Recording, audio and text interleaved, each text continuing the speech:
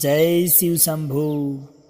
दौलत छोड़ी दुनिया छोड़ी सारा खजाना छोड़ दिया, महादेव के प्यार में दीवानों ने राजघराना छोड़ दिया। नमस्कार दोस्तों, मैं आपका मित्र सांवर चौधरी आप सभी भक्तगणों का एक बार फिर से शिव महापुराण कथा सार के इस पावन वीडियोज की श्रृंखला में हार्दिक स्वागत करता हूँ। दोस्तों, शिव महापुराण कथा वाचन का आज हमारा 15वां दिन है। इससे पूर्व के वीडियो में हमने भगवान शंभू के सुरेश अवतार के बारे में चर्चा की थी और आज के इस वीडियो में हम बात करेंगे भगवान शिव के कीर्ता अवतार के बारे में। जो भी भक्तजन आज इस वीडियो में पहली बार जुड़े हैं उनसे निवेदन है कि चैनल को सब्सक्राइब कर नोटिफिकेशन को ज़रूर ऑन करें ताकि इस शिव महापुराण कथा सार के आगे आने वाले तमाम वीडियोज़ का और इसके उपरांत भी भक्तिपूर्वक ज्ञानवर्धक और स्पिरिचुअल वीडियोज़ का नोटिफिकेशन आपको सर्वप्रथम मिल सके। तो चलिए दोस्तों, आज के इस पावन वीडियो में हम चर्चा करते हैं भगवान शिव के कीर्ता अवतार के बारे में। नंदीश्वर जी कहते हैं कि हे सनत कुमार जी, अब मैं आशुतोष भगवान शिव के कीर्ता अवतार का वर्णन करता हूँ, जिसमें उन्होंने अपने भक्त नरश्रेष्ठ अर्जुन की मूक नामक दैत्य से रक्षा की और उनसे युद्ध लीला में प्रसन्न होकर उन्हें अपना अमोघ पशुपतास्त्र प्रदान किया। भगवान शिव के इस पावन अवतार की कथा इस प्रकार से है दोस्तों। पांडवों के वनवास काल की बात है, जब अर्जुन श्री कृष्ण की सम्मति और व्यास जी के आदेशानुसार शास्त्रास्त्रों की प्राप्ति हेतु इंद्रकील पर्वत पर तपस्या में रत थे। वे भगवान शंकर के पंचाक्षर मंत्र का जप करते हुए तप में सन्नद्ध थे। अब उनकी घोर तपस्या देखकर देवताओं ने भगवान शंकर से उन्हें वरदान देने की प्रार्थना की। अब दुर्योधन को अर्जुन की तपस्या की बात की जब भनक लगी तो उस दुरात्मा ने मूक नामक एक मायावी राक्षस को उनका वध करने के लिए भेजा। वह दुष्ट असुर शूकर का वेश धारण कर अर्जुन के समीप पहुंचा और वहां के पर्वत शिखरों और वृक्षों को ढहाने लगा। उसकी भयंकर गर्राहट से 10 दिशाएं गूंज रही थी। यह देखकर भक्त हितकारी भगवान शंकर किरात वेश धारण करके वहां प्रकट होते हैं। शूकर को अपनी ओर आते देखकर अर्जुन ने उस पर संसंधान किया। ठीक उसी समय कीर्तावेशधारी भगवान शंकर ने भी अपने भक्त अर्जुन की रक्षा हेतु उस शूकर रूपधारी दानव मूक पर अपना बाण चलाया। अब दोनों बाण एक ही साथ उस सूक के शरीर में प्रविष्ट हो गए और वह वहीं गिरकर धराशायी हो गया। उसे मारकर अर्जुन ने अपने आराध्य भगवान शंकर का ध्यान किया और अपने बाण को उठाने के लिए उस सूक के पास पहुँचे। इतने में ही कीर्तावेशधारी शिव का एक गण भी वनेचर के रूप में बाण लेने के लिए आ पहुँचा और अर्जुन को बाण उठाने से रोककर कहने लगा कि ये मेरे स्वामी का बाण है, जिसे तुम्हारी रक्षा के लिए चलाया गया था, परंतु तुम तो इतने कृतज्ञ हो कि इस उपकार को मानने की बजाय उनके ही बाण को चुराए ले जा रहे हो। यदि तुम्हें बाण की ही आवश्यकता है तो मेरे स्वामी से मांग लें, वह ऐसे बहुत से बाण तुझे दे सकते हैं। अर्जुन ने कहा कि ये मेरा बाण है, इस पर मेरा नाम अंकित है। इस बाण को मैं तुझे ले जाने देकर अपनी कुल की कीर्ति में दाग नहीं लगवा सकता। अब भगवान शंकर की असीम अनुकंपा से मैं स्वयं अपनी रक्षा करने में समर्थ हूँ। अगर तेरे स्वामी में बल है तो वे आकर मुझसे युद्ध करें। दूत ने अर्जुन की कही हुई सारी बातें जाकर अपने स्वामी से विशेष रूप से कह दी, जिसे सुनकर कीर्तावेशधारी भगवान शिव अपने भील रूपी गणों की महान सेना लेकर अर्जुन के सम्मुख आ जाते हैं। दोस्तों, उन्हें आया हुआ देखकर अर्जुन ने भगवान शिव का ध्यान किया और अत्यंत भीषण संग्राम छेड़ दिया। उस घोर युद्ध में अर्जुन ने शिव जी का ध्यान किया, जिससे उनका बल और ज्यादा बढ़ गया। उसके पश्चात उन्होंने कीर्तावेशधारी शिव के दोनों पैर पकड़कर उन्हें घुमाना शुरू कर दिया। लीला स्वरूपधारी लीलामय भगवान शिव भक्त पराधीन होने के कारण हंसते रहे। तत्पश्चात उन्होंने अपना वह सौम्य एवं अद्भुत रूप प्रकट किया जिसका अर्जुन चिंतन किया करते थे। अब किरात के उस सुंदर रूप को देखकर अर्जुन को महान विस्मय हुआ। वह आश्चर्य में पड़ गए और लज्जित होकर पश्चाताप करने लगे। उन्होंने मस्तक झुकाकर भगवान शिव को प्रणाम किया और खिन्न मन हो अपने को धिक्कारने लगे। अब इस प्रकार से अर्जुन को पश्चाताप करता देखकर भक्तवत्सल भगवान महेश्वर का चित्त प्रसन्न हो गया। उन्होंने कहा कि पार्थ, तुम तो मेरे परम भक्त हो, ये तो मैं तुम्हारी परीक्षा लेने के लिए ऐसी लीला रची थी। उन्होंने प्रेम पूर्वक अर्जुन का आलिंगन किया और बोले कि हे पांडव श्रेष्ठ, मैं तुमसे परम प्रसन्न हूँ, तुम वरदान मांगो। इतना सुनकर प्रसन्न मन से अर्जुन ने अपने आराध्य भगवान शिव की वेद सम्मत स्तुति की और भगवान शिव के पुनः वर मांगो कहने पर नतमस्तक होकर उन्हें प्रणाम किया और प्रेम पूर्वक गदगद वाणी में बोले कि हे विभो, मेरे संकट तो आपके दर्शन से ही दूर हो गए। अब जिस प्रकार मुझे इस लोक की परासिद्धि प्राप्त हो सके वैसी कृपा कीजिए। पांडुपुत्र अर्जुन में अपनी अनन्य भक्ति देखकर भगवान महेश्वर ने उन्हें अपना पाशुपत नामक महान अस्त्र प्रदान किया और समस्त शत्रुओं पर विजय लाभ पाने का आशीर्वाद भी दिया। हे मुनि, इस प्रकार मैंने लीलामय परम कौतुकी भगवान शंकर के कीर्तावतार का वर्णन किया है। जो भी भक्त गण से सुनता अथवा दूसरों को सुनाता है, उसकी समस्त मनोकामनाएं पूर्ण हो जाती है। अब इसके पश्चात शुरुआत होती है दोस्तों कोटि रुद्र संहिता की, जिसमें हम चर्चा करेंगे 12 ज्योतिर्लिंगों के नाम तथा निर्देश के बारे में। ऋषि बोले कि हे सूत जी, आपने संपूर्ण लोकों के हित की कामना के नाना प्रकार के आख्यानों से युक्त जो शिव अवतार का महात्म्य बताया है वह बहुत ही उत्तम है तात। आप पुनः शिव के परम उत्तम महात्म्य का तथा शिवलिंग की महिमा का प्रसन्नतापूर्वक वर्णन कीजिए। अब भूमंडल में अथवा अन्य स्थलों में भी जो प्रसिद्ध शुभ शिवलिंग विराजमान है, भगवान शिव के उन सभी दिव्य लिंगों का समस्त लोकों के हित की इच्छा से आप वर्णन कीजिए।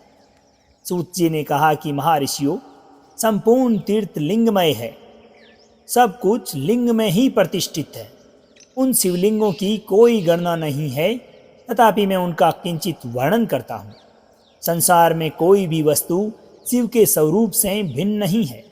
मुनि श्रेष्ठ शौनक, इस भूमंडल पर जो मुख्य मुख्य ज्योतिर्लिंग है उनका मैं वर्णन करता हूँ। उन ज्योतिर्लिंगों का नाम सुनने मात्र से ही व्यक्ति के पाप दूर हो जाते हैं। तो चलिए भक्तगणों, हम भी श्रवण करते हैं।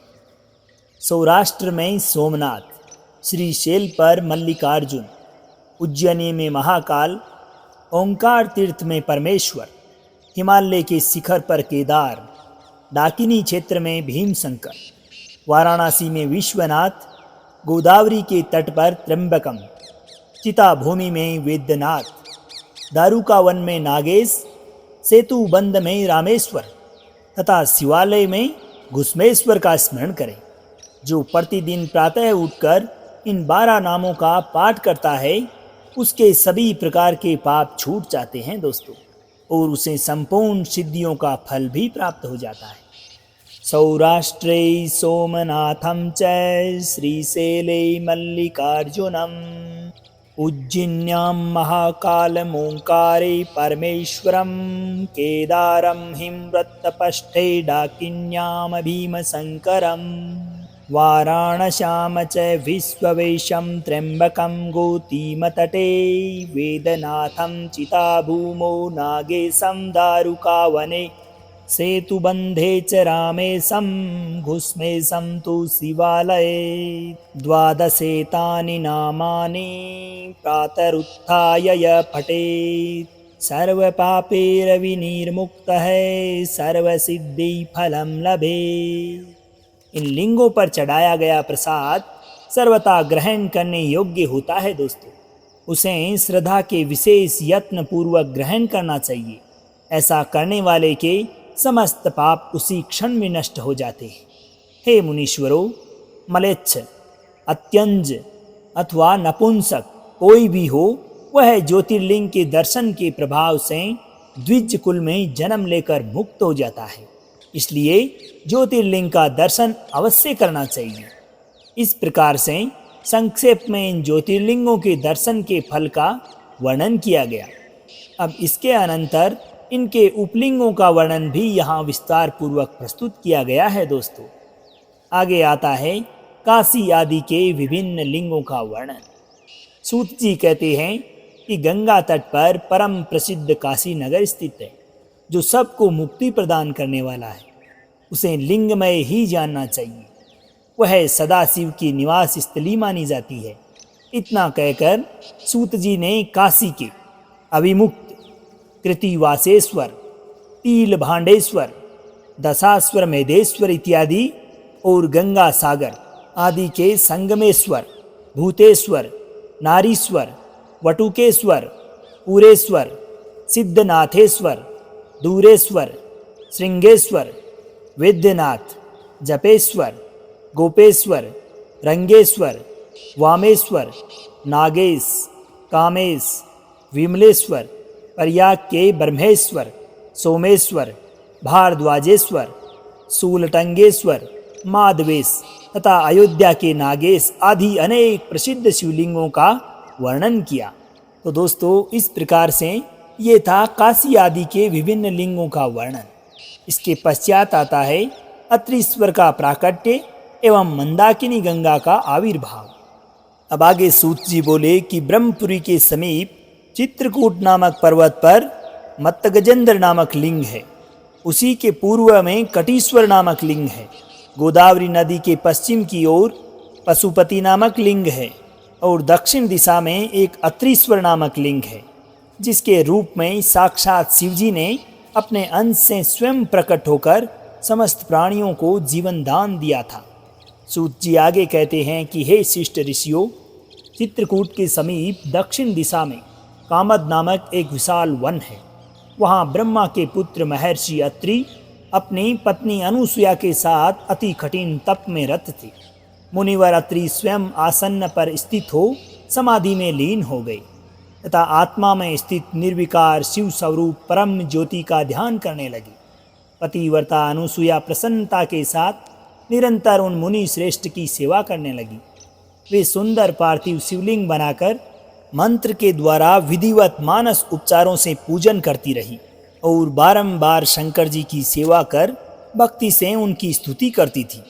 उन अत्रि की तपस्या तथा अनुसुया के शिवाराधना से प्रसन्न होकर संपूर्ण देवता, ऋषिगण तथा गंगा आदि सभी नदियाँ उन दोनों का दर्शन करने हेतु प्रेम पूर्वक वहाँ आई और उन्हें देखकर आश्चर्यचकित हुई। वे अत्रि के शिवाराधना और अनुसुया की पति सेवा की प्रशंसा करने लगी। इस प्रकार उनकी प्रशंसा करके वे जैसे आए थे वैसे ही अपने अपने स्थान को पुनः गमन कर गए, परंतु गंगा जी और शिव जी वहाँ स्थित रह गए। एक दिन की बात है, अनुसुया जी अपने पति के लिए जल लाने के हेतु वन की ओर जाती है। उसी पर पति भक्ति से प्रसन्न होकर गंगा जी बोली कि हे देवी, मैं तुम्हारे धर्माचरण और शिव आराधना से तुम पर प्रसन्न हूँ। तुम जो चाहती हो वह वरदान मांग लो।